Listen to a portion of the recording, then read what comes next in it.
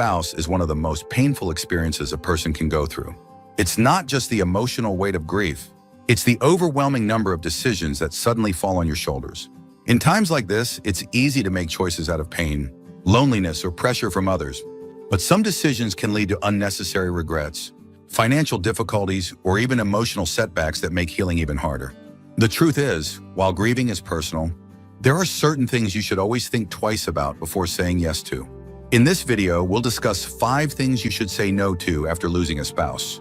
Mistakes that many people unknowingly make, only to realize later that they weren't truly ready.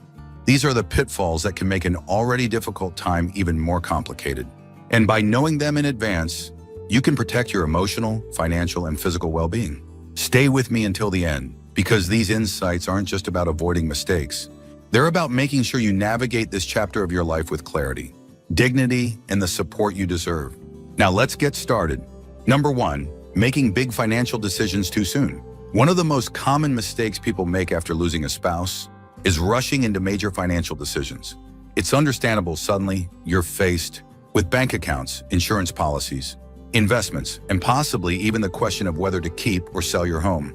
In the midst of grief, it can feel like taking immediate action will provide stability or a sense of control. But the reality is, grief clouds, judgment, and making irreversible financial choices too soon can lead to regrets down the road.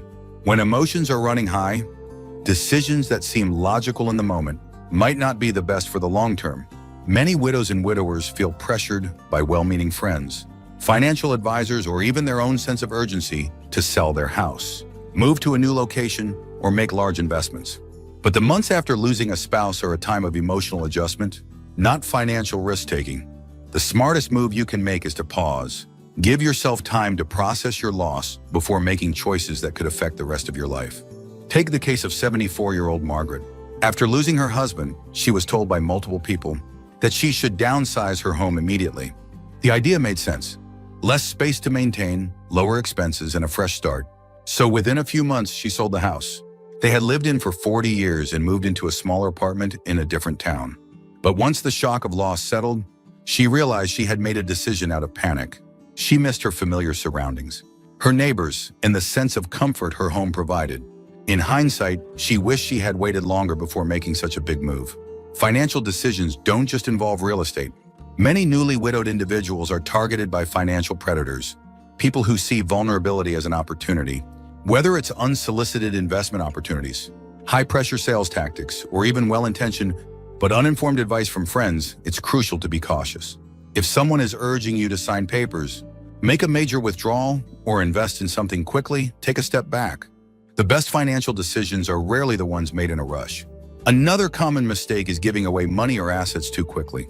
Grief often brings a strong desire to help others, children, grandchildren, charities, or close friends.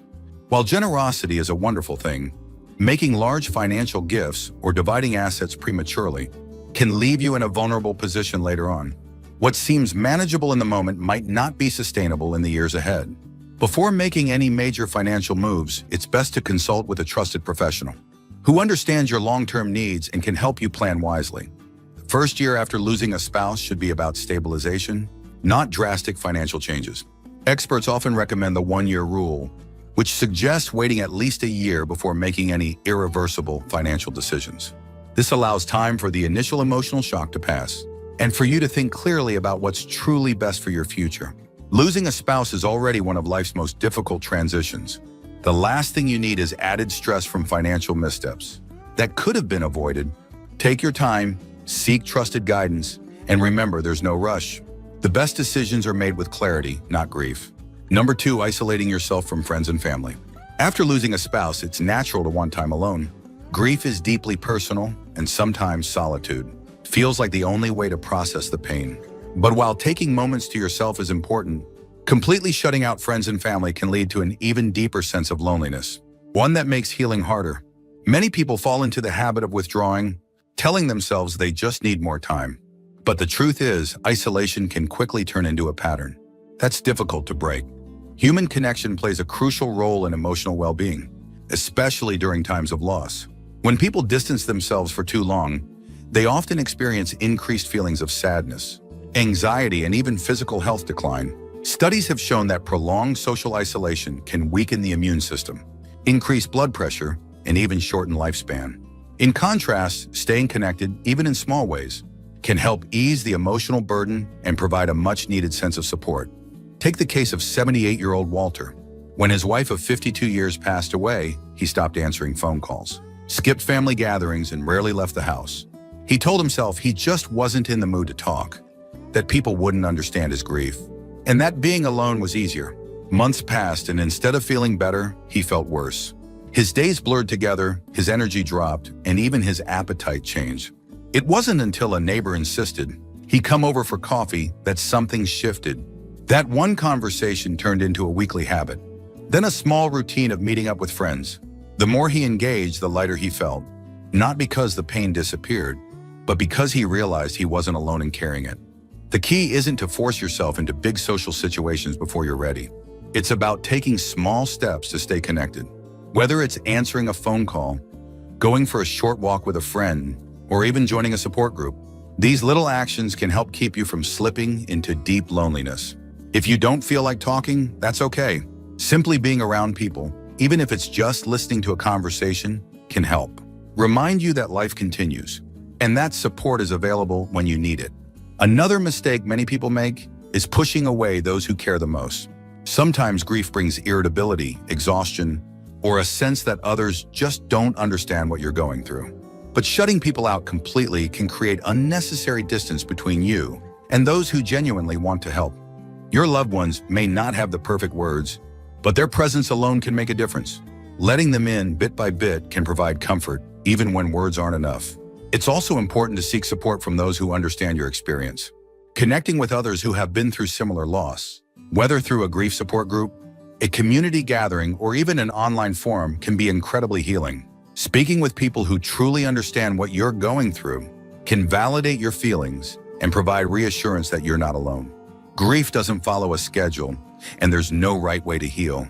But staying completely isolated only makes the journey harder. Finding small ways to reconnect with others at your own pace can provide strength, support, and even moments of unexpected joy. Remember, you don't have to carry the weight of loss alone. There are people who care, who want to be there for you, and who can help you move forward one step at a time. If you're still watching this video and finding these insights valuable, please comment number 2 below to let me know you're here. And if you haven't subscribed yet, I recommend you subscribe and turn on the bell so you don't miss any videos.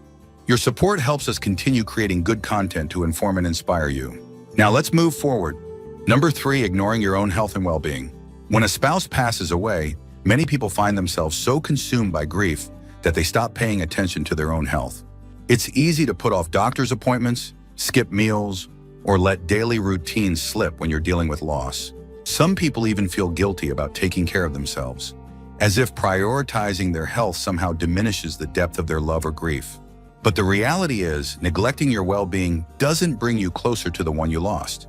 It only makes your journey forward harder. Grief affects the body in ways many people don't realize. Studies show that losing a spouse increases the risk of heart problems, weakened immune function, and even cognitive decline. The stress of grief can lead to high blood pressure, disrupted sleep, and changes in appetite. Some people lose interest in eating, while others turn to unhealthy comfort foods. Over time, these changes can take a serious toll on both physical and mental health. The key is not to expect yourself to feel normal overnight, but to make small choices that help your body stay strong as you navigate this difficult time. Take the case of 81-year-old James. After his wife passed, he stopped cooking meals for himself. He told himself he just wasn't hungry, and when he did eat, it was usually something quick and processed. Within a few months, he started feeling weaker, had trouble sleeping, and felt constantly fatigued. His daughter noticed the change and encouraged him to start eating regular meals again, even if he didn't have an appetite. Once he made small adjustments, like preparing simple, nutritious foods and drinking more water, he found that his energy levels improved, his mood stabilized, and he was better equipped to handle the emotions that came with grief. Self-care isn't just about food. It includes movement, sleep, and emotional health. Many people who lose a spouse stop exercising, not because they don't want to stay active, but because they no longer have someone to do it with. But staying physically active, even if it's just a short daily walk, has been shown to reduce stress, boost mood, and even improve longevity. In some cases, joining a local walking group or exercise class can provide both physical benefits and much-needed social connection. Another common mistake is neglecting medical checkups. Many widows and widowers skip routine doctor visits or delay seeking medical care because they feel too overwhelmed. But this is the time when taking care of your health is more important than ever. If you haven't been to the doctor in a while, make an appointment. Getting regular checkups, managing existing health conditions, and staying on top of medications can make a significant difference in how you feel, physically and emotionally. Mental health is just as important as physical health. Grief can lead to depression, anxiety, and even feelings of hopelessness, especially when combined with isolation. If you're struggling, don't hesitate to reach out for help. Speaking with a counselor, joining a grief support group, or even just opening up to a trusted friend can provide relief and reassurance. You don't have to go through this alone, and seeking support is not a sign of weakness. It's a step toward healing. Your spouse would have wanted you to take care of yourself. Honoring their memory doesn't mean sacrificing your well-being. It means continuing to live in a way that allows you to find moments of peace and strength. It's okay to grieve, to take your time, and to feel the weight of loss. But in the midst of it all, remember that your health still matters. You are still here, and your well-being is worth protecting. Number 4, rushing into a new relationship. Losing a spouse leaves an emotional void that can feel impossible to fill. For many, the loneliness that follows is one of the hardest parts of grief, and the idea of finding companionship again may seem like the only way to cope. While there is nothing wrong with wanting connection, one of the most common mistakes widows and widowers make is rushing into a new relationship before they have fully processed their grief. The emotions of loss can create a deep need for comfort, but making major romantic decisions too soon can lead to more heartache, confusion, and regrets. Grief doesn't follow a timeline, and everyone heals at their own pace. Some people take years before even considering dating again, while others feel ready sooner. But when emotions are raw, the risk of entering a relationship for the wrong reasons is high. Many people unknowingly look for a partner not because they are truly ready, but because they are seeking to replace what was lost, avoid loneliness, or escape the pain. These relationships often begin with strong emotions, but lack the stability needed for long-term success. Take the case of 72-year-old Barbara. Just months after losing her husband of nearly 50 years, she met someone through a friend and quickly entered a relationship. At first, it felt like the companionship she desperately needed, someone to talk to share meals with, to distract her from the overwhelming loneliness. But as time went on, she started to realize that she wasn't truly ready.